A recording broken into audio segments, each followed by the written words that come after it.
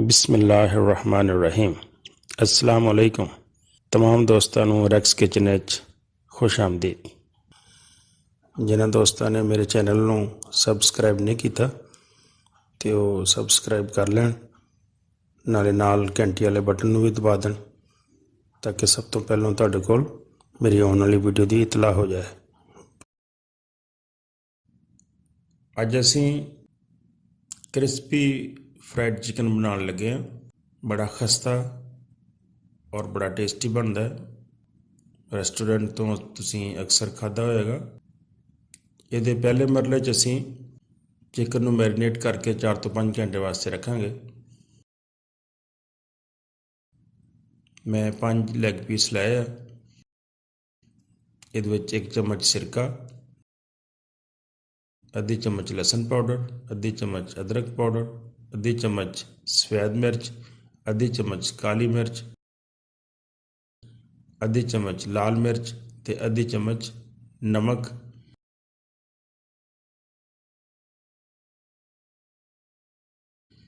ते आधी चम्मच प्याज का पाउडर पाना है ते पा के इनू अच्छी तरह मिक्स करना है। मिक्स करके 4-5 घंटे वास्ते इनू तुसी रख देना है।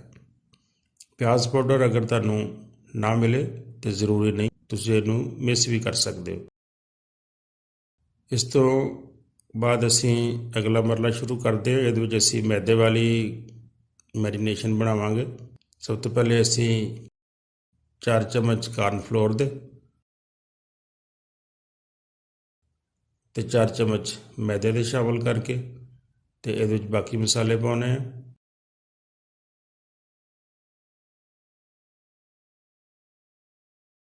ये आधी चम्मच अदरक पाउडर, आधा चम्मच सुरख मिर्च, आधा चम्मच धनिया पाउडर, आधा चम्मच काली मिर्च, आधा चम्मच सफ़ेद मिर्च, आधी चम्मच ओरिगानो, आधा चम्मच लहसुन पाउडर,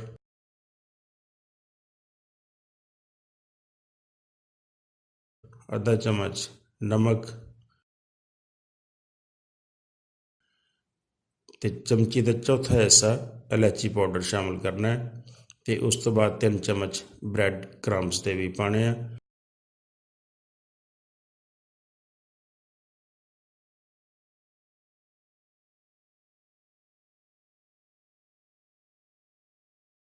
इन्होंने अच्छी तरह मिक्स कर लो।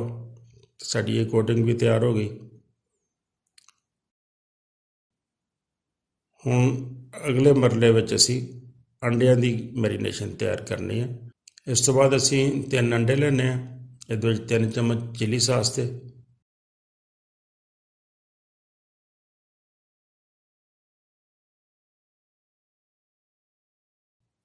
ते तकरीबन अद्धा कप पानी का, 1 कप दुध,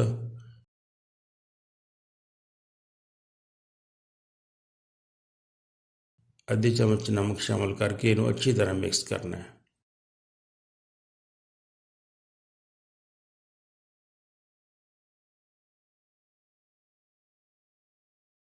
ये कोटिंग भी साड़ी तैयार हो गई। तो हुण असी जिहड़ी पहले मैरीनेशन करके रखिया सी 3-4 घंटे वास्ते चिकन नूं, असी उन्होंने सब तो पहले असी मैदे दे कोट करांगे।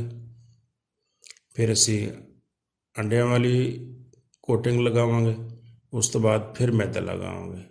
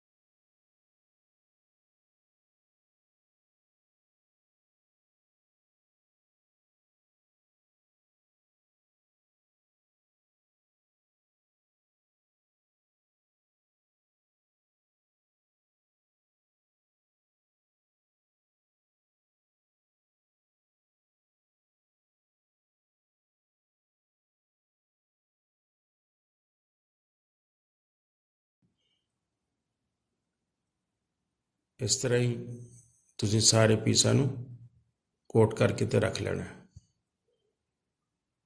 ਉਸ ਤੋਂ ਬਾਅਦ ਫਿਰ ਅਸੀਂ ਇਹਨੂੰ ਫਰਾਈ ਕਰਾਂਗੇ। ਤੇਲ ਗਰਮ ਕਰਕੇ ਤੇ ਇਹਦੇ 'ਚ ਇੱਕ ਇੱਕ ਦੋ ਦੋ ਪੀਸ ਕਰਕੇ ਸ਼ਾਮਲ ਕਰ ਲਓ ਤੇ ਫਰਾਈ ਕਰੋ। ਖਿਆਲ ਰੱਖਣਾ ਕਿ ਅੱਗ ਬਹੁਤ ਜ਼ਿਆਦਾ ਤੇਜ਼ ਨਹੀਂ ਹੋਣੀ ਚਾਹੀਦੀ, ਦਰਮਿਆਨੀ ਅੱਗ 'ਤੇ ਇਹ ਫਰਾਈ ਹੋਣੇ। ਤੇਜ਼ ਅੱਗ ਦੇ ਨਾਲ ਸਾਡੇ ਪੀਸ ਜਿਹੜੇ ਆ ਉਹ ਤੋਂ ਗਹਿਰੇ ਹੋ ਜਾਣਗੇ ਔਰ ਅੰਦਰੋਂ ਕੱਚੇ ਰਹਿ ਜਾਣਗੇ। ਇਸ ਵਾਸਤੇ ਦਰਮਿਆਨੀ ਅੱਗ 'ਤੇ ਇਸ ਨੂੰ ਤੁਸੀਂ ਕੋਈ 8 ਤੋਂ 10 ਮਿੰਟ ਪਕਾਉਣਾ। ਇਨਸ਼ਾਅੱਲਾ 10 ਮਿੰਟ ਦੇ ਟਾਈਮ ਨਾਲ ਇਹ ਅੱਛੀ ਤਰ੍ਹਾਂ ਫਰਾਈ ਹੋ ਜਾਣਗੇ।